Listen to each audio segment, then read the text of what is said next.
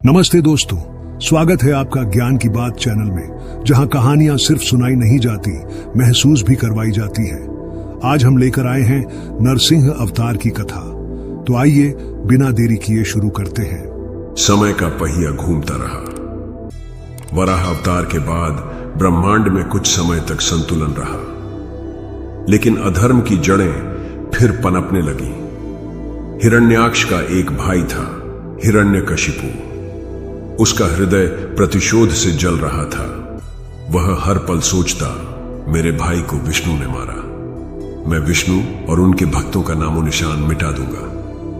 मैं ऐसा बलवान बनूंगा कि देवता भी मेरे चरणों में झुकेंगे। हिरण्यकशिपु ने कठोर तप किया। वह इतना भयानक तप था कि ब्रह्मांड का संतुलन डगमगाने लगा। उसकी सांसों से अग्नि निकलती, उसकी आंखों से ज्वाला बरसती। अंततः ब्रह्मा प्रकट हुए। उन्होंने कहा, हिरण्यकशिपु, तुझे क्या चाहिए? असुर बोला, हे परमपिता, मुझे अमृत प्रदान करें। ब्रह्मा जी बोले, यह असंभव है। जिसका जन्म हुआ है वह अवश्य मृत्यु को प्राप्त होता है, अतः अन्य वर मांगो।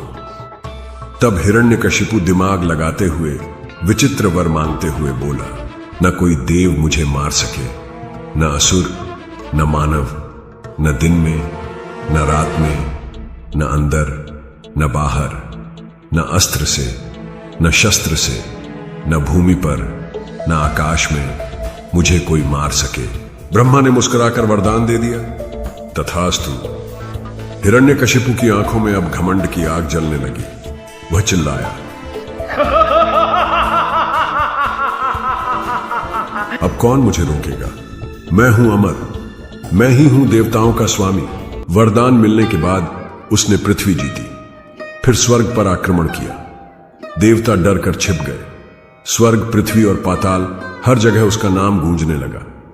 जो भी विष्णु का नाम लेता उसे दंड दिया जाता। चारों ओर त्राही त्राही मचा दी गई। ऋषियों को सताया गया। लोग भय में जीने लगे। लेकिन इस अंधकार के बीच एक दीपक जला।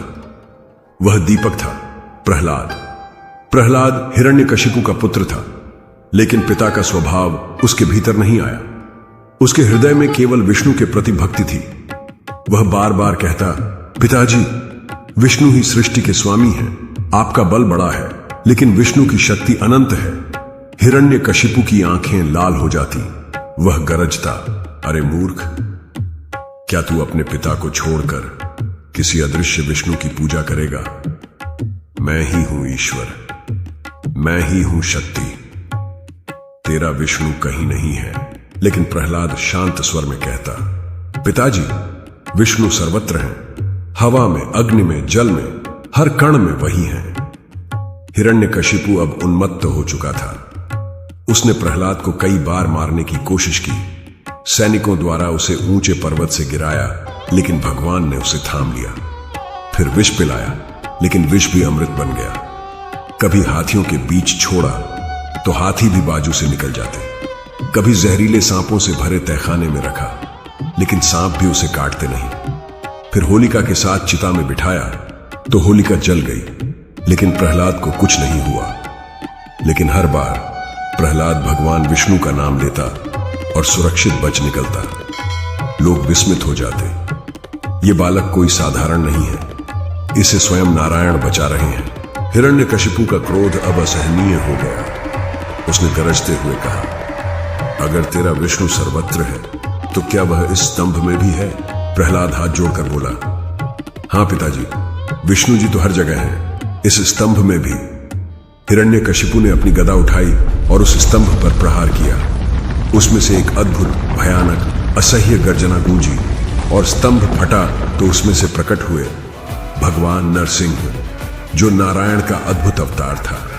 नरसिंह ने चारों ओर दृष्टि दौड़ाई। उनकी गर्जना इतनी भयानक थी कि असुर सैनिक एक एक कर भागने लगे। देवताओं ने स्वर्ग से यह दृश्य देखा और विस्मय में पड़ गए, क्योंकि वो ब्रह्मा के वरदान से भी परे का स्वरूप था। हिरण्यकशिपु हंसने लगा।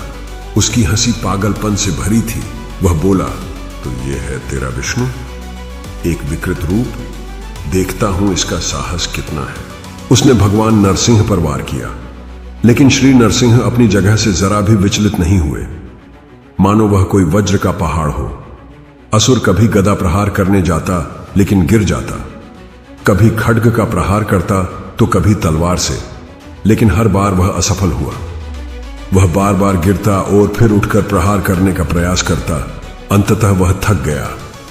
तब भगवान नरसिंह ने उसे अपने हाथों से उठाया और दरवाजे की चौखट पर ले गए और बोले, याद कर तेरा वरदान, न दिन न रात यह संध्या काल है, न भीतर न बाहर यह द्वार है, न भूमि न आकाश यह मेरी गोद है, न अस्त्र न शस्त्र यह मेरे नख हैं, न मनुष्य न पशु यह नरसिंह है। हिरण्यकशिपु भयभीत हो गया।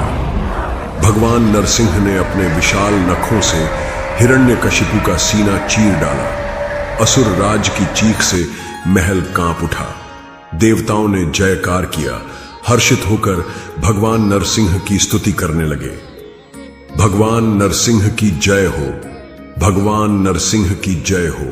तभी छोटा सा प्रहलाद हाथ जोड़कर उनके चरणों में आया। उसकी आंखों में न भय था न संकोच, केवल भक्ति। प्रभु, आप आ गए। आपने मेरे विश्वास को सत्य किया। मैं जानता था आप सर्वत्र हैं। नरसिंह की गर्जना धीरे धीरे शांत होने लगी। उन्होंने प्रहलाद को उठाकर अपने हृदय से लगाया और बोले, जब जब अधर्म धर्म पर भारी होगा, मैं किसी न किसी रूप में आऊंगा। असुर चाहे कितने ही वरदान ले लें, सत्य की विजय निश्चित है। अहंकार चाहे कितना भी बड़ा क्यों ना हो, उसका अंत निश्चित है। सच्ची भक्ति और विश्वास सबसे बड़ी शक्ति है।